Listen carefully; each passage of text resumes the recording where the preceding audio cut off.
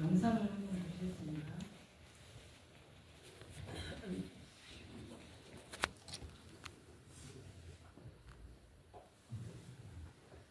제가 1999년 1월 5일 날 캐나다에 도착해서 지금까지 사역을 하고 있습니다. 27년, 만으로는 27년 반이 되었습니다. 힌두 무슬림 사역한 그런 장면입니다. 이건 중국인 선교.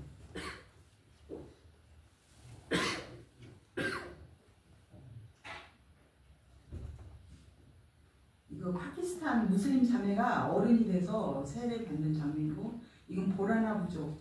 이건 이제 중국인들. 그리고 이제 제가 건축을 엄청 많이 했어요. 다 합치면 25개인데 한번 보시겠습니다.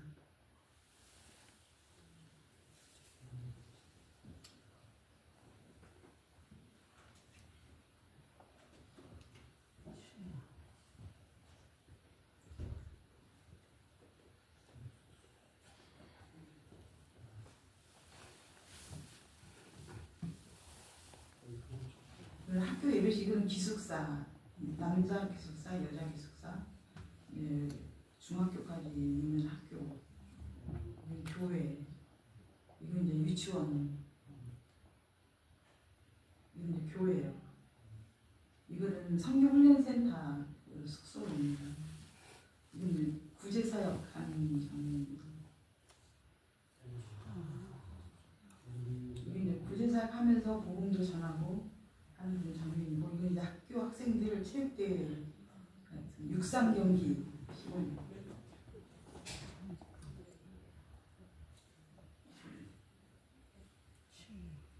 이건 단기팀이죠. 언젠가는 영국중학교도 한번 단기팀 왔으면 좋겠습니다.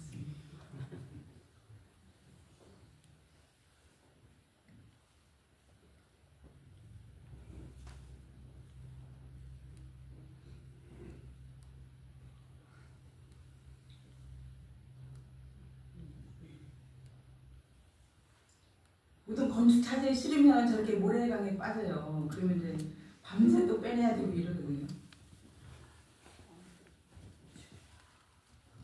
여기 학교 학생들 저런 물 먹고 삽니다. 우리 이 사람들. 한국 사람이 얼마나 복을 많이 받는지 아시겠죠? 가뭄이 들 때는 이래요. 저런 물도 먹고 살고. 이건 보건소. 학교 이제 학생들 아침 예배 시간. 예, 됐습니다.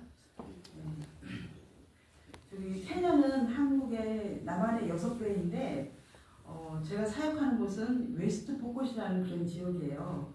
그 웨스트 포콧이라는 지역은 포콧 부족의 이름을 따서 웨스트 포콧이라고 지었어요. 이 포콧 부족은 부족 사람이 굉장히 많고 또 산적들도 많고 지금도 총 들고 다니고 활 가지고 쏘고 다니고 막 이러니까 다른 케냐가 한 46개 정도 부족이 있는데 다른 부족들이 이 포콧 사람들을 굉장히 싫어하고 미워하기도 하고 케냐 사람으로 인정하는 걸 굉장히 부끄럽게 생각하는 그런 부족이에요. 그래서 영국의 식민지 통치 때부터 이 포콧 사람들은 고집이 세고 이제 정부의 말도 듣지 않고 이러다 보니까 완전히 그냥 방치되어 있는 그런 부족이거든요. 그 이 사람들은 일부 다처제이고 보통 부인이 제일 많으면 6명, 7명까지 있습니다. 그리고 이 사람들의 남성의 가장 큰 권위는 많은 분을 데리고 많은 아이들을 데리고 있을 때 또 많은 소가 있고 그러면 이건 이제 남자에서 가장 큰 권위를 자랑할 수가 있어요. 그래서 어떤 모임이나 이런 공동 회의할 때 이런 사람들의 발언권이 제일 세요. 근데 만약에 부인이 한 명이 있다, 그럼 이게 남자로서 취급이 안 되는 거예요. 그래서 발언권도 없고 그러거든요. 이런 지역에서 목회자들이 이게 믿음을 지키기가 너무 어려운 거예요. 그래서 넘어져서 결국에는 다른 부인을 얻고 그래서 목회를 그만두는 것도 많고 또 이제 교회 다니는 사람들도 굉장히 많은 사람들이 부인을 이제 많이 둬요. 그리고 이제 캐나다 사람들은 이제 기독교 국가라고 많이 생각을 하고 있잖아요. 그런데 몇 년 전에 국회에서 만장일치로 일부 다처제가 이제 법적으로 통과가 됐어요. 무슬림들은 적어도 4명의 부인만 이렇게 두게끔 돼 있고, 만약에 이제 첫 번째 부인이고 두 번째 부인이 있다 그러면 세 번째 부인을 얻고 싶을 때 최소한의 예의로 첫 번째 부인이나 두 번째 부인에게 형식적으로나마 이게 내가 부인을 얻겠다 이렇게 허락을 맡아요. 이건 굉장히 형식적인데, 그런데 이제 그 국회의원들 대부분이 다 교회를 다니거든요. 그런데 이제 이 사람들이 법적으로 통과시킨 그 일부 다처제는 무한 100명도 가능합니다. 네, 해나의 기독교가 이제 좀 그런 거고, 제가 이제 여기 폭포 사역을 이제 시작하려고 결심했던 그런 계기는 주일날 이제 거기 지역을 방문하게 되는데 아주 조그만한 그런 그 흙집 요양당 같은 그런 데서 한 8명 정도가 예배를 드리더라고요. 근데 거기에 아무도 글을 읽는 사람이 없는 거예요. 그 예배를 인도하는 사람도 또 예배를 인도를 받는 사람도 다 문맹자들인 거예요. 이 지역의 문맹률이 거의 65%, 전체적으로 65% 이상인데 제가 사역하는 지역은 거의 99%. 그렇게 완전히 그냥 거의 신석기 시대에 조금 지난 상태. 제가 처음 봤을 때는 교회를 건축을 했었는데 다른 쪽에다 교회를 하나, 파라다이스 교회를 하나 더 짓고 싶더라고요. 왜냐하면 벌거벗었으나 부끄러운 걸 모르는 그런 상태였어요. 사람들 앞에서도 다 홀랑벗고 어른들이 이제 샤워도 하고 다 온갖 것을 다 하는데 그 정도 상태의 그런 미정도 종족이었는데 지금은 그래도 교회가 많이 있습니다. 그래서 이제 이걸 이런 이제 그런 걸 보고서 제가 너무 충격을 받아 어떻게 성경을 읽지 않고 예배를 드릴 수 있을까 찬송가도 없이 그렇게 이제 너무 충격을 받아서 여기서 이제 사역을 해야겠다 그런 생각을 했었고 또 이제 학교 사역을 하려고 했던 그런 계기는 어떤 거냐면 그때 당시에는 이게 뭐 도시나 이런 지역에 모든 이제 그 교단들이 다 그런 건 아니에요. 근데 펜테코스탈 중심의 교회들 중에서 막 붕이 같은 거 하잖아요. 우리나라 비슷하게. 그 붕이 같은 거 했을 때 붕이 끝나고 나면 뭐 물건을 팔았어요. 기도받은 손수건, 그다음 그 올리브오일, 뭐 그 설탕, 슈가캔, 뭐 빗자루 이런 거 팔거든요. 그 이유가 뭐냐면 이건 기도받는 거니까 네가 꿀을 사게 되면 비싸게 팔아요. 이 꿀을 사게 되면은 네 인생이 쓰지 않고 달다 이거예요. 그리고 빗자루를 사게 되면 기도받은 빗자루니까 이 모든 문제가 다 쓸어간다 이거죠. 이제 그런 미신적인 거. 또 기본적으로 아프리카 사람들은 뭐가 있냐면 악한 영에 대한 그런 두려움이 있어요. 그래서 뭐 수탉도 굉장히 무서워하고 그런데 그 악한 영보다 더 강한 영이 있다 그러니까 교회를 오게 된 거거든요. 그래서 그 계기가 이제 보통 순수한 복음을 듣고 이제 예수를 믿기보다는 그런 거. 또 영국 식민통치 때 교회를 가보니까 뭐 세례 받고 그러면은 옷도 주고 뭐도 주고 직장도 주고 안 다니는 것보다 훨씬 낫다고 생각한 거예요. 그래서 다녀서 세례 받는 게 낫겠다. 그리고 교회에서 교회가 일종의 동사무소 같은 역할을 했어요. 교회에서 받는 그 결혼 증명서는 가장 권위가 있어요. 그래서 교회에서 받은 그 교회 그 결혼 증명서를 받았을 경우에는 함부로 이혼도 하지 못하거든요. 지금도 역시 마찬가지로. 그래서 그런 배경에 의해서 이제 교회를 많이 다니게 됐어요. 그러다 보니까 이제 믿음의 뿌리가 뭐 닿은 건 아니지만은 굉장히 이제 약한 그런 상황입니다. 그래서 아직까지도 또 이제 한 가지 좀 더 이제 사역 보고 하기 전에 말씀드리고 싶은 것은 아프리카 문화 전통적으로 문화 자체가 성경하고 반대되는 게 너무 많은 거예요.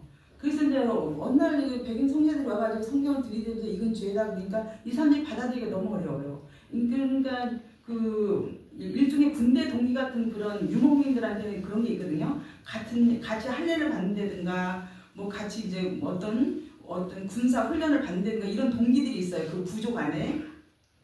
그런 동기들 같은 경우는 지금은 이제 그런 문화들이 많이 사라졌지만 이제 그 같은 동기들이 방문을 했을 때 그냥 부인을 내줘요. 그게 선물이거든요.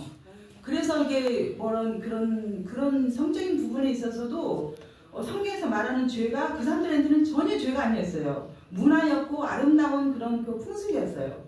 그런데 성경에서 죄라고 하기 때문에 이 사람들이 받아들인 거가 우리보다는 우리는 또 유교가 있었고 불교가 있었잖아요. 그래서 성경을 받아들이는데 굉장히 쉬웠어요. 그렇지만은 이 아프리카 사람들이 받아들이고 뿌리내리기에는 시간이 좀 걸리는 거예요. 그래서 우리가 그런 것을 감안해서 좀 인내하면서 기다려주고 꾸준히 그냥 하나님의 인도하심 따라서 말씀 교육을 하게 되면 언젠가 이 사람들도 정말 우리가 생각지 못한 놀라운 일을 하게 될 거라고 저는 믿습니다.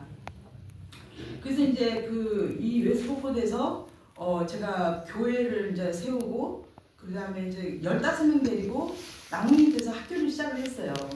그래서 이 이제 어린 학생들에게 학교를 지어가지고 글을 가르쳐서 성경을 가르쳐야지 이런 아프리카 이제 기본적인 문화가 있어서 그런 생각으로 이 지역에서 학교를 하기로 했습니다. 근데 이제 그 학교가 지금 현재는 제가 거기서 3년 반 동안만 사역을 했었거든요. 근데 그 학교가 지금 현재 유치원, 초등학교, 중학교, 고등학교까지 해서 한 650명 정도 돼요. 그래서 현재는 기독교 교육을 잘 받고 있고 또 이제 무슬림 교장이 오더라도 우리는 기독교 학교니까 이제 기독교인 그 교장만 보내주세요 하면은 정부에서 기독교 교장이나 선생님들 보내주거든요. 그리고 보건소 거기에 세우는 거 지금도 있고 교회도 현지인들이 이제 잘 운영하고 있습니다. 근데 이제 제가 거기서 그때 당시에는 돈이 없어가지고 차도 없고 거의 마른 땅에 헤딩하듯이 옛날 조선시대 같은 그런 시대였는데 걸어서 이렇게 그렇게 다니다 보니까 또 먹을 것도 없고 하루에 20리터를 제가 하루에 물을 사용을 했거든요. 하루에 20리터를 가지고 한번 시험을 해보세요. 여러분 근데 훈련을 받으면 공수특전단 그런 사람들은 굉장히 많은 일을 할 수 있잖아요. 그런 것처럼 20리터를 하루에 다 살 수가 있어요. 머리 감고 세수하고 이빨 닦고 밥하고 모든 걸 다 할 수 있습니다. 그러다 어쨌든 사람인지라 몸이 그냥 바닥을 쳤어요. 그래서 50m도 걸어갈 수 없을 만큼 몸이 약해져가지고 나쿠르라는 지역에서 1년 동안 이제 안식년 한 후에 거의 한 10년 반 정도 사역을 하게 됐어요. 나쿠르는 조그만 우리나라로 치면 읍 같은 소도시 정도 규모인데 이곳에서 제가 힌두 무슬림 사역을 했어요. 아까 보셨잖아요. 힌두 무슬림 사역을 했었고 이 무슬림 어린이들 사역을 하는데 시간이 많이 필요하지 않아요. 그래서 시간이 나는 대로 소말리 어린이들 사역도 했고 중국인 사역도 했고 현지 교회에 사역도 했습니다. 근데 무슬림들에게 이 세상에 그때 이제 이런 사역을 하면서 제가 느꼈던 점을 간단히 말씀을 드리면 무슬림들에게 이 세상에서 가장 중요한 일은 아이들에게 쿠란을 가르치는 일이에요. 이 세상 어떤 일도 그보다 중요한 일은 없어요. 그리고 이제 우리는 이제 교육부 전도사님이 이제 주일학교를 담당하고 그렇지만은 이제 여러분들이 헌금을 내서 이제 그분에게 사례를 주고 이제 어린이들을 부서를 담당하고 그러잖아요. 근데 이 무슬림들은 부모들이 돈을 내요. 선생님에게 직접적으로. 그래서 쿠란 선생이 있어요. 아무리 가난해도 그 돈은 반드시 마련해서 쿠란 선생님에게 돈을 줍니다. 그리고 이 무슬림 부모들이 이 아이를 쿠란 학교에 보내지 않는다는 건 있을 수가 없어요. 근데 정말 하나님의 은혜로 이 쿠란 선생한테 제가 얘기했어요. 나는 선교사고 이렇게 다 설명을 한 다음에 이렇게 가르치고 이렇게 하니까 애들 좀 불러달라. 그래서 쿠란 학교가 5시에 시작이 되면 4시에 애들을 오라고 해요. 쿠란 선생님 권위가 굉장히 세거든요. 그래서 제가 1시간 동안 아들도 가르치고 기도를 통해서 예수님을 전하기도 하고 그런 일을 했습니다. 그래서 결국에는 5학년 파키스탄계 어린이가 나중에 성인이 돼가지고 자기 아들하고 같이 세례를 받기도 하고 그랬어요. 그리고 이제 중국인 사역도 했는데 그때 당시에 왜 중국인 사역을 했냐면 중국에서 마구 선교사를 막 추방을 하는 거예요. 근데 제가 그걸 보다 정말 못 견뎠어요. 아니 이 케냐에서는 마음대로 복음을 전할 수가 있는데 그렇게 추방을 당하고 복음을 전하지 못하게 하니까 그래가지고 그냥 제가 중국말도 모르고 중국에 대해서 아무것도 모르는데도 불구하고 막 시작을 했어요. 그냥 무식하면 용감하다고 하는 거예요. 그냥. 그런데 정말 있잖아요. 막 가서 그냥 주소만 줄 정도로 한족들이 전도가 많이 됐어요. 그러다 보니까 또 하나님께서 사람을 붙여줬어요.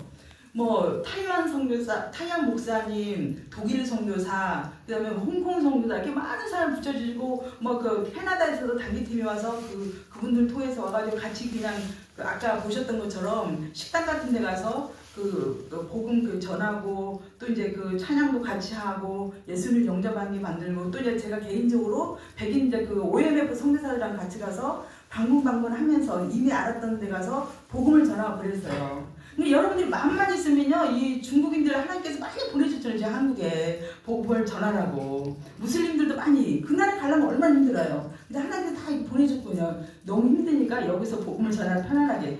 문화 배울 것도 없고 언어 배울 것도 없어요. 왜냐하면 이 사람들이 우리나라 문화 다 배우고 언어 다 배우고. 그 얼마나 좋은 환경에서 중국인들 무슬림 선교를 할 수 있어요. 이 한국이. 우리에게는 이런 사명이 있다는 걸 꼭 알아주셨으면 좋겠습니다.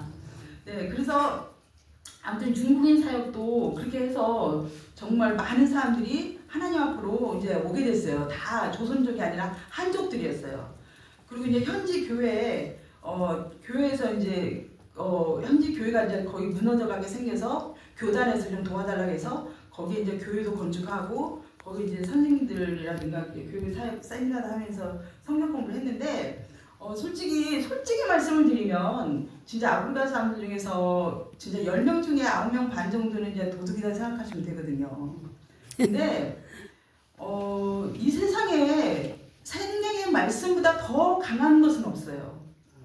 이 정말 제가 소그룹 성경 공부를 너무 좋아했거든요. 그래서 4명, 5명 소그룹 성경 공부를 내비게이터 그 교재를 가지고 성경 공부했는데 이 성경 공부할 때마다 성령의 엄청난 그런 역사가 많이 일어난 거예요. 그래가지고 뭐 진짜 그 맨날 교회 돈, 뭐 학교 돈 훔쳐 땡겨먹고 이런 사람이 있었어요. 데이비드 은주기라고. 그리고 뭐 제가 그 교회에 담이 없어서 그 담을 치라고 이제 돈을 줬는데 이제 그 사람이 다 이제 리스트를 작성을 해요. 뭐가 필요하다. 근데 물이 필요하잖아요. 담을 칠 때 물을 20리터에 보통 5실링이다 그러면 7실링이라고 얘기하는 거예요. 2실링 튕겨먹고 5실링 돈을 페이를 하고 이렇게. 그랬던 사람이 성경 공부를 하고 나서 정말 사기꾼처럼 변한 거예요. 이게요. 그래서 이 사람이 회개하고 또 돌이켜서 자기가 일주일에 목요일날 하루는 하나님께 드리겠다고 그러고 그러면은 사교처럼 네가 이미 저기 훔치고 땡겨먹은 거 다 갚아야 된다. 그래서 자기가 갚겠다. 그래서 성경 그 어린이 주일학교 있잖아요. 여기서 다 이렇게 자기가 돈을 내는 거예요. 그 다음에 이미 이제 확실한 거는 돈을 가져오고 확실하지 않은 거는 자기가 주일학교 아이들을 갖다 통해서 이게 갚는 거예요. 사탕도 사주고 뭐 여러 가지 활동을 하면서. 근데 그 사람이 지금 뭘 하냐면은 그 어느 교회 목사님이 없는 교회에서 정 목사님 같은 역할을 하는 거예요. 그리고 이제 제가 사는 성경 공부가 어떤 거냐면 말을 많이 해야 돼요. 말을 많이 하면서 이 상황에서 너는 과연 어떻게 할 건가. 그런데 이제 이 사람이 이제 뇌물 이제 아프리카에서 뇌물이라는 건 뼈와 살 같은 거거든요. 근데 그 뇌물에 대해서도 얘기했어요. 하나님이 이렇게 뇌물에 대해서 악한 걸 죄라고 말하는데 너는 어떻게 할 거냐. 네가 만약에 그 교통경찰이 뇌물을 달라고 했을 때 거기에서 네가 두려워서 만약에 뇌물을 준다면 네가 믿는 하나님은 도대체 어디 있느냐. 과연 너에게서 하나님은 어디 있느냐. 그 하나님은 뭘 하는 거냐. 이런 질문을 해요. 그러면 그 사람은 그때 상황에서는 내가 하나님을 신하고 비록 내가 예를 들어 너가 정말 애들이 뭐 이렇게 배고파 있고 직장도 없고 돈도 없고 그런데 누가 직장을 준다고 그날 오라고 그랬다 인터뷰하러. 근데 거의 확실하다 그 취업이 될 거예요. 근데 길을 가다가 교통경찰에 붙잡혀서 이 뇌물 줘야 되는데 뇌물 줄 때까지 또 법원에 가자 그러고 막 이러거든요. 뭐 용지를 떼어주겠다고 막 이러고. 그랬을 때 너는 그때 당시에 정말 내가 직장을 잃을지언정 내가 하나님 말씀대로 내가 뇌물을 받지 않겠다고 할 건지 아니면은 그 경찰이 너무 무서워서 그 직장 때문에 하나님 말씀을 저버리고 네가 뇌물로 갈 건지 어떻게 할 거냐. 이런 식으로 실제 삶 속에서 이런 식으로 성경 공부를 하는 거예요. 그러면 이 사람들이 이제 생각을 하고 말을 해야 돼요. 그러면 나는 그때 내가 그냥 설마 계속 굶을지라도 내가 그 직장을 갖다 놓칠지라도 이거를 뇌물을 주지 않고 그냥 법대로 코트에 가겠다. 법원에 가겠다. 이렇게 있잖아요. 법원에 가려면 시간이 엄청 걸리거든요. 하루 이틀 이 정도. 그렇게까지 결단하게끔 성경 공부를 하는 거예요. 근데 진짜로 있잖아요. 이 아들이 경찰을 그런 될 수 있는 그런 상황이 되었는데 케냐 경찰 될 수 있는 상황이었는데 7천 실링이면 우리나라 돈 한 7만 원 정도 되거든요. 뇌물을 달라고 했다는 거예요. 근데 그 담당자가 근데 자기가 안 했다고 전화가 오는 거예요, 저한테. 그거를 거절하고 안 했다는 거예요. 그리고 나서 나중에 시간이 지난 다음에 다시 저한테 연락이 왔어요. 그 아들이 지금 두바이에 취직이 돼가지고 가게 됐다고 그러더라고요. 할렐루야. 정말 아버지 뜻대로만 해야면요, 정말 형통하거든요. 이 형통이라는 건 세상의 형통이 아니라 하나님 나라의 형통을 말하는 겁니다. 근데 어쨌든 제가 이렇게 10년 반 동안 제가 거기서 이제 힌두 무슬림 사역하면서 도시지에서 몸을 좀 이렇게 추스렸어요. 그러니까 한번 몸이 망가지니까 회복하는데 한 6, 7년 걸리더라고요. 2배가 걸리는 거예요. 그리고 정신적으로 회복이 되고 또 영적으로 하나님께서 회복을 시켜주셔서 다시 이제 기도 중에 하나님께서 감동을 주셔서 US 포커스로 다시 가라는 거예요. 근데 이제 거기에 순종해서 이제 모든 라쿠리에서 사역했던 거를 뒤로 하고 지금 현재 사역하고 있는 웨스포고 카인겐이라는 지역으로 가서 사역을 이제 시작을 했습니다. 그리고 하나님께서 거기서 학교를 지으라는 그런 감동을 주시는 거예요. 물론 이제 돈도 없고 하나도 없지만 그래서 이제 학교를 지어가지고 가서 이제 기공직을 하고 그러는데 이제 보니까 거기는 너무 오질해서 이게 돌을 살 수가 없어요. 돌을 살 수가 없어서 이제 그 중국인들이 만든 아주 좋은 기계가 있어요. 이제 가난하고 물이 없는 곳에서 쓸 수 있는. 그래서 시멘트 조금, 물 조금, 그리고 흙 이렇게 비율을 맞춰서 딱 누르면은 벽돌이 되는 그게 있거든요. 그래서 이 기계를 사서 이제 가서 사역을 해야지 그랬는데 이제 살려고 이제 샵을 갔잖아요. 샵을 갔는데 거기서 그러는 거예요. 만약에 빌리게 되면은 한 20만 원 정도 한국 돈으로, 그리고 만약에 사게 되면 한 130만 원 정도. 근데 저는 거기서 이제 사역을 많이 하려고는 생각하지 못하고 그냥 하나님 말씀에 순종해서 학교만 준다고 하나만 준다고 생각했는데, 그래서 이제 제가 그냥 그럼 빌려야지 뭐 그러고 생각했거든요. 근데 성령께서 도저히 제가 저항할 수 없게끔 이제 사라는 그런 감동을 주시는 거예요. 그래서 그 기계를 할 수 없이 샀어요. 근데 그 기계로 제가 8개 건물을 건축을 했습니다. 그래서 그냥 하나님이 하라는 대로만 하면은 되더라고요. 솔직히 그래서 2014년 중순부터 현재 사역하고 있는 곳에서 사역을 해오는데 코로나 때하고 한 작년 이렇게 다 빼면은 대충 한 8, 9년 정도 사이에 제가 건축을 23개를 했어요. 이 사람들이 백인 성교사를 듣고 한성교 살고 그냥 제가 뚝딱 하면 건물을 딱 짓는 줄 알아요. 그런 돈이 다 어디서 났냐는 거예요. 근데 하나님께 순종을 하잖아요. 그러면 나머지는 다 알아서 하나님이 해주시더라고요. 내가 굳이 기도를 많이 하거나 좀 도와주세요 이렇게 얘기 안 해도. 그래서 이게 어려운 일이 있을 때는 하나님 분명히 그랬잖아요. 먼저 그 나라 의를 구하라. 그 나라 의는 뭐겠어요? 예수님이죠. 이 어떤 어마어마한 문제가 생겼을 때 이 문제 좀 해결해주세요 하지 말고 하나님께서 나에게 뭔가 큰 복을 주시려고 하고 있구나 생각하고, 하나님 제가 이 상황에서 아버지 뜻을 행하기 위해서는 어떻게 하겠느냐고 먼저 그걸 한번 기도를 해보세요. 작정을 하고 내가 완전히 내가 죽을지라도, 내가 수모수출 당할지라도, 내가 모든 것을 잃을지라도 아버지 뜻대로 하겠다. 이 상황에서 어떻게 했냐, 그걸 먼저 구해보세요. 다니엘을 보면 알잖아요. 요셉을 보면 그런 일들이 우리 모두에게 다 일어나요. 단지 우리가 믿음으로 반응하지 않기 때문에 그런 거거든요. 그래서 어쨌든 하나님의 은혜로다가 이렇게 23개 이제 한 8, 9년 사이에 건축을 했기 때문에 솔직히 이때 8, 9년 사이에는요, 이 세상에서 그 웨스포커스라는 그 지역 외에 다른 세상이 존재하는지조차 거의 잊어버릴 만큼 일을 한 것 같아요. 그래서 이제 그 23개 건물 중에는 유치원이 3개가 있습니다. 그리고 이제 초등학교가 3개가 있고, 중학교가 1개 있고, 그 다음에 보건소가 하나 있고, 그리고 교회가 2개 있고, 선교훈련센터, 아가페 국제 선교훈련센터, 이게 이제 10개 정도 건물로 되어 있거든요. 이런 이제 그 시설들이 되어져 있어서, 학교는 이제 전체 다 합치면 한 700여 명 돼요. 교사들 한 40여 명 되고요. 그리고 보건소도 솔직히 제가 지으려고 지었던 게 아니에요. 거기서 이제 가서 있다 보니까 뭐 새벽 2시, 4시 상관없어요. 막 문을 두들기는 거예요. 죽어가는 애를 붙잡고 와서.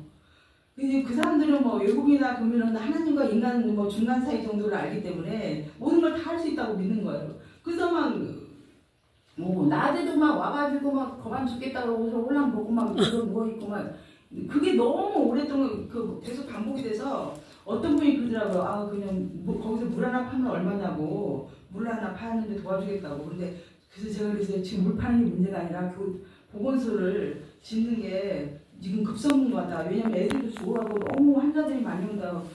주야를 상관없이. 근데 이제 보건소를 짓게 됐는데 저는 보건소에 대해서는 아무런 그런 어떤 게 없어요. 지식이 없어요. 그리고 하고 싶지도 않고 그리고 보건소를 하려면 아무것도 못해요. 거기에 매달려야지. 약을 조절하는 거 하면 모든 게 이게 보통 일이 아니거든요. 그러는데 정말 이때도 하나님께서 아브라함에게 주셨던 그 시험 있잖아요. 그런 테스트를 2번 하셨어요. 그래서 내 생각과 지식과 경험과 그런 감정을 갖다가 완전히 부인하고 내가 보기에는 분명히 이거가 옳은 것 같지만은 하나님이 이거를 하라고 했을 때 하나님의 성품을 인정하고 하나님의 그분의 나보다 뛰어나다는 걸 인정하고 믿음으로 하나님이 원하는 것을 이렇게 받아들이고 예스라고 하고 순종하겠다고 했을 때 그 다음부터는 진짜 형통한 일이 생기더라고요. 이 보건소가 하루에 최소 40명에서 최대 80명, 100명까지 환자들이 오거든요. 한 달에 한 1200~300명이 오는 거예요. 이게 낮게 숫자를 감안해도. 근데 여기 이제 왜 제가 이런 말씀을 드리냐면은 여기 이제 그 보건소가 처음에 이제 시작을 했을 때 그 백인 성교사들이나 한국 성교사들은 엄청 반대를 했어요. 건물만 남을 거다. 사진을 찍으려고 이걸 건축을 하느냐. 그런데 저는 이제 그런 여러 가지 과정을 통해서 이제 하게 됐는데, 근데 솔직히 그런 사람들 말이 틀린 말은 아니에요. 왜냐면 실제 그렇거든요. 빈 건물로 되어 있는 게 너무 많이 운영이 안 되는 거예요. 그 이유가 뭐냐면 이제 뭐 약품 조달도 제대로 안 되는 것도 없잖아 있고, 또 이제 간호사들이 거기다 국가에서 보내주면은 자기가 클리닉을 해가지고 뒤로 다 빼내기도 하고, 그 다음에 또 뒤로 자기 클리닉이 없으면 또 몰래 다른 데다 팔아먹기도 하고 이런 경우도 많거든요. 그래서 또 안 나오고 막 여러 가지 그냥 문제가 복합적이에요. 그런데 여기 간호사는 그런 믿음의 이제 테스트가 2번을 갖다 통과가 됐을 때 이 간호사를 하나님께서 보내주셨는데, 이 간호사는 자기가 하는 일 외에는 아무 관심이 없는 사람이에요. 너무나도 성실한 사람을 하나님께서 보내주신 거예요. 그래서 거기뿐만 아니라 그 일대 전체가, 심지어는 카톨릭 병원 있는데 엄청 먼 곳에도 이게 사람들이 환자들이 오는 거예요. 그래서 제가 이 보건소에 대해서는 정말 완전히 근심 제로예요. 근심 제로. 신경 쓸 것도 하나도 없어요. 그래서 솔직히 우리가 인생이 힘든 거는 불순종해서 믿음으로 반응하지 않아서 힘이 드는 거지, 진짜 하나님대로 순종만 하잖아요. 그 불순종의 삶을 진짜 헌신짝처럼 버릴 수가 있어요. 불순종의 삶을 살면은 그 결과가 얼마나 참혹하다는 걸 알기 때문에, 그것도 순종의 삶을 살았을 때 정말 창조주 하나님께서 얼마나 엄청난 창조를 해내시는지를 눈으로 보니까 이걸 놓칠 수가 없는 거예요. 그래서 여러분 진짜 수억 원짜리 다이아몬드가 있고 정말 가짜 플라스틱 만든 반지 있잖아요. 이런 거랑 똑같아요. 순종과 믿음의 차이는. 그래서 이제 이렇게 이제 전체 사역을 하고, 하나님의 은혜로 그동안 이제 이렇게 사역을 거의 한 10년 반 정도, 2014년 중순부터 지금 현재 사역하고 있는 곳에서 사역을 하고 있는데, 지금 제가 이 사역하는 곳이 어떤 곳이냐면은 그 전통 종교 제사 드리는 그런 장소였어요. 근데 지금은 거의 이제 예배를 드리고 막 이러다 보니까 기독교 지역이 됐어요. 학교도 있고 보건소도 있고 뭔가 막 되어져 가는 것 같으니까, 또 목사님들이 그 가까운 마을에 주변으로 다 교회가 다 있는 거예요. 그래서 이 일대 전체가 다 교회가 되고 교회 지역, 기독교 지역이 된 거예요. 케냐는 북쪽과 동쪽과 남쪽이 다 무슬림들이 장악한대요. 그 무슬림들이 있는 데는 우리가 가기 어려워요. 테러가 있고 납치가 있고 막 이런 게. 근데 한국 외국에서도 이 지역은 이렇게 금지 지역으로 방문 금지 지역으로 지정이 돼 있어요. 케냐에서.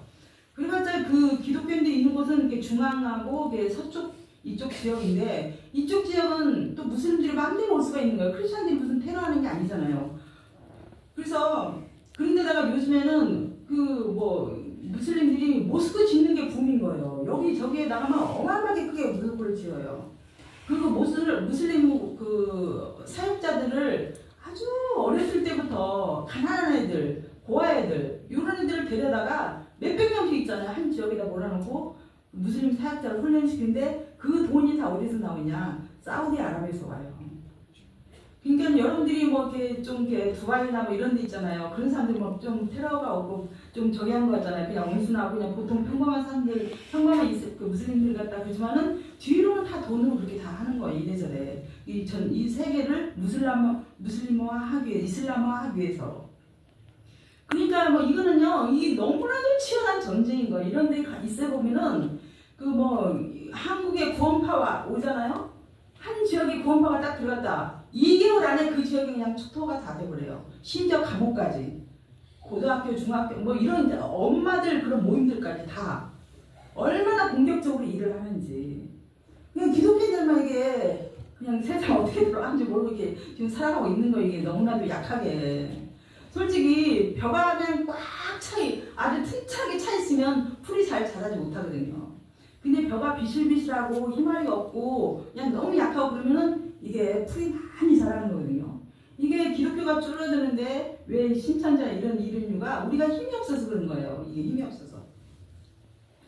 그래서 이렇게 이 지역 일대가 기독교 지역으로 변해서 너무나도 감사하고 또 이제 앞으로 제가 사역을 이제 할 비전 이제 제가 은퇴할 때가 12년이 남았더라고요. 날짜를 계산해 보니까 12년 동안 하고 싶은 거는 뭐냐면 이제는 건축도 이제 어느 정도 되어져 가서 선교훈련센터를 통해서 선교훈련센터가 한 80명 정도 수용할 수가 있어요. 이제 학교에 아이들 있잖아요. 그 아이들을 이렇게 조금씩 이렇게 가르치는 거가 조금 여기는 잘 안 맞더라고요. 그래서 2박 3일, 3박 4일, 이번 주에는 5학년 아이들, 다음 주에는 6학년 아이들 이렇게 해가지고 2박 3일, 3박 4일 집중 성경 공부를 시키려고 이렇게 센터를 만들었고 또 제가 보니까 나 의견은 솔직히 교회를 다니고 열심히 종교 활동을 많이 하고 헌금도 많이 하고 그렇지만은 그 동기가 알고 보면은 내 종교적인 그 열정에 대한 그런 자아의 만족을 위해서 그런 경우도 많거든요. 솔직히 10명의 정탐꾼 있잖아요. 출애굽기에 보면 2명의 정탐꾼은 정말 믿음의 보고를 했고 10명의 정탐꾼은 이제 이렇게 악평을 하기도 하고 그랬는데 솔직히 그 사람들이 말한 거가 거짓말은 아니거든요. 그렇지만 이 사람들이 왜 하나님께서 분노하시냐면 믿음으로 반응하지 않아서 그렇거든요. 그러니까 우리가 이 12명의 정탐꾼 이야기를 읽을 때 우리는 꼭 2명의 여기서 갈려 쪼갠 것 같잖아요. 그런데 실제 삶 속에서 가만히 한번 보세요. 우리가 이 10명의 정탐꾼처럼 말할 때가 헤아릴 수 없이 많아요. 솔직히 우리가 믿음으로 반응하지 않을 때마다 하나님은 모욕과 경멸을 받으시는 거거든요. 우리로부터. 그럼에도 불구하고 아직까지도 우리 하나님은 참아주시는 거예요. 기다려주시고 불쌍히 여겨주시고 언젠가는 믿음으로 반응하겠지. 그래서 그런데 이제 이렇게 믿음으로 반응하는 삶을 신앙생활을 하기 위해서는 이게 한순간에 마음을 먹는다고 되는 게 아니라 이게 끊임없는 훈련이 필요한 거예요. 저 어느 정도 몇 년, 한 2, 3년, 최소한 3년 정도라든가 이게 믿음의 훈련이 좀 필요하죠. 어느 정도 기간 동안. 그래서 여기 백인들, 청년들이, 외국인들 청년들이든 한국에 있는 청년들이든 아니면 현지 청년들, 학생들, 여기 학교 제가 사역하는 학생들, 교사들 이 성경훈련 센터를 통해서 이 믿음의 훈련을 하기 위해서 제가 이 센터를 중심으로 센터를 세웠는데 이제 앞으로는 이 센터를 중심으로 이제 사역을 하게 될 것 같아요. 그래서 여러분들이 정말 기도를 많이 해주셔서 제가 이 사역을 잘 감당할 수 있도록 그리고 이제 이게 사역대가 너무 크다 보니까 제가 혼자 감당하기가 너무 어려운 거예요. 그래서 이제 여러분들이 이제 믿음의 신실한 정말 준비된 그런 동역자들도 하나님께서 주시도록 기도를 많이 해주셨으면 좋겠습니다. 그리고 이제 지금 현재 제가 있는 곳에는 전기하고 물이 없어요. 아까 물 보셨죠? 현재도 이렇게 살아요. 근데 저도 이제 빗물 받아서 살고 뭐 이렇게 하는데 너무나도 이제 그리고 또 이제 올 건기가 여기 그 기후가 건기와 우기로 나눠지거든요. 사계절이 없으니까. 근데 건기 때는 굉장히 더워요. 근데 유달리 올해 같은 경우에는 3도가 더 높았어요. 평년보다. 그래서 거의 이제 고문당하는 그런 느낌 있잖아요. 이 더위를 견뎌야 되는 거죠. 생으로. 선풍기도 필요 없어요. 먼지가 너무 많으니까 선풍기를 오래 틀면 이게 먼지가 날려서 이게 폐 부재되고 여러 가지 건강상도 좋지도 않고 그러는데 이 집안 전체가 다 뜨거워져요. 오후가 되면. 근데 이제 이번에 이제 한밤중에도 막 2-3번씩 깨야 돼. 너무 더우니까 밖에 나와서 좀 몸을 식힌 다음에 다시 들어가서 자기도 하고 그래야 되는데 근데 너무 감사한 게 하나님 너무 더워서 도저히 못 힘들겠다고 막 그랬는데 어느 날 누가 문을 두드리는 거예요. 보니까 이제 우리나라로 말하면 전기공사 있잖아요. 전기 회사 뭐라고 해야 되는지 모르겠는데 전기 회사에서 온 거예요. 전봇대를 잔뜩 들고 그래가지고 이제 놓아주겠다. 그래서 전봇대는 지금 다 박아져 있어요.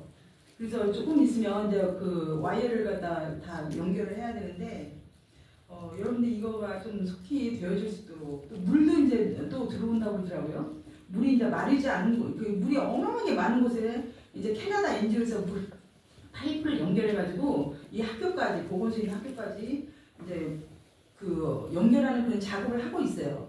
근데 최근에 이제 들어보니까 지금 잠깐 중단했다고 그러는데 솔직히 전봇대 하나 갖다 놓고 한 10년도 지나도 안 될 수도 있고 될 수도 있고 막 이러거든요. 또 전압기 같은 게 있잖아요. 고장나면 뭐 한 5년 동안 안 고칠 수도 있고 이런 상황이니까 이게 전봇대가 박혀져 있어도 내가 진짜 믿을 수가 없는 거예요. 진짜 이게 꿈인가 증신가. 그래서 이 전기하고 물 들어오는 일이 좀 속히 잘 이루어질 수 있도록 기도해 주시고 그 다음에 이제 학교 이게 여러 개가 있는데 이제 자립이 된 데도 있고 안 된 데도 있어요. 경제적으로. 그래서 경제적 자립을 위해서 기도해 주시고 또 학교 급식 이제 700여 명 학생들을 제가 급식을 하잖아요. 교사 월급도 주고 또 솔직히 명목중학교에서 보내주신 재정도 이제 아이들 학교 급식으로 다 들어가는데 급식을 좀 풍성히 해줬으면 좋겠다 이런 생각이 들어요. 본래 학교 한쪽은 교단 소속이니까 제가 도와주고 나머지 이제 두 군데 있는 학교들은 본래 정부에서 도와줘야 되거든요. 이 지역이 세계 식량교회에서 지정된 곳이에요. 원조하는 지역으로. 근데 제가 10년 동안 여기서 했잖아요. 2014년 중순부터 제대로 나온 건 딱 1년인 것 같아요. 늘 온더웨이에요. 그러니까 오고 있대. 몬바사에 있다, 지금 한국에 있다, 중박. 늘 그게 이제 몇 개월 가고 한 학기를 지날 때도 있어요.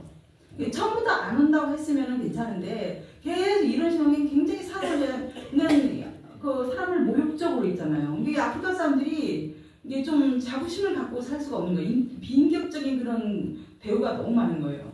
그런 데다가 이게 세계 식량국에서 보내준 곡식들이 얼마나 오래된 것을 가져왔는지 정말 교사들이 그걸 요리해서 먹고 그런 거 보면 제가 천만원 눈 뜨고 볼 수가 없는 거예요. 그래서 제가 얘네들만이라도 좀 몇 년만이라도 좀 어느 정도 자립이 되어질수록 제가 훈련을 하거든요. 런치박스를 가져와야 된다, 뭐 하고 이렇게 여러 가지 훈련을 하고 있으니까 몇 년 동안만이라도 이 아들에게 그래도 조금 인격적인 존중을 받으면서 먹을 수 있는 그런 점심 급식을 좀 해주고 싶다 이런 게 제 꿈이에요. 그래서 이 급식비가 좀 충분하게 되어졌으면 좋겠다 이 생각이 들고 제가 주어진 재정에서 좀 지혜 없이 잘 써서 애들에게 잘 좀 먹일 수 있도록 기도해 주시고 또 이제 아까 말씀드렸듯이 팀 사역 위해서 기도해 주셨으면 좋겠습니다. 너무나도 감사드리고 여러분들의 그 귀한 후원과 기도가 얼마나 하나님 나라에 귀하게 잘 쓰여져 있는지 여러분들이 아시고 더더욱 기도해 주시고 정말 주께서 이 일을 정말 세상의 환란 중에 있을 때 이 일을 기억하여서 여러분들에게 하나님께서 마음대로 다 갚아주시길 기도합니다. 기도하고 마치겠습니다. 자비로우신 하나님 감사드립니다. 온 세계가 갈수록 하나님을 대적하고 하나님을 반역하는 세력들이 점점 강해지지만 그럼에도 불구하고 여호와 하나님은 온 우주를 주관하시고 정말 창조주 하나님으로서 주님을 간절히 찾는 자들을 외면하지 아니하시고 머리카락 하나 손상시키지 않으려 다 보호하신 줄 믿습니다. 그 하나님을 우리가 죽도록 정말 마지막 날까지 믿고 따르고 인내하며 저 천성에 갈 때까지 달려갈 길을 쉬지 않게 하나님 도와주시옵소서. 귀한 면목중학교의 목사님 또 모든 성도님들 한 분 한 분 그 생활 아주 세밀한 것까지 주께서 일일이 간섭해 주셔서 날마다 주님의 큰 긍휼을 경험하며 살아갈 수 있도록 하나님 인도해 주시옵소서. 이 면목중학교가 정말 우리가 생각지도 못한 정말 놀라운 일들을 해낼 수 있는 그런 믿음의 교회가 되도록 하나님께서 인도해 주시옵소서. 감사드리고 예수님의 이름으로 기도했습니다.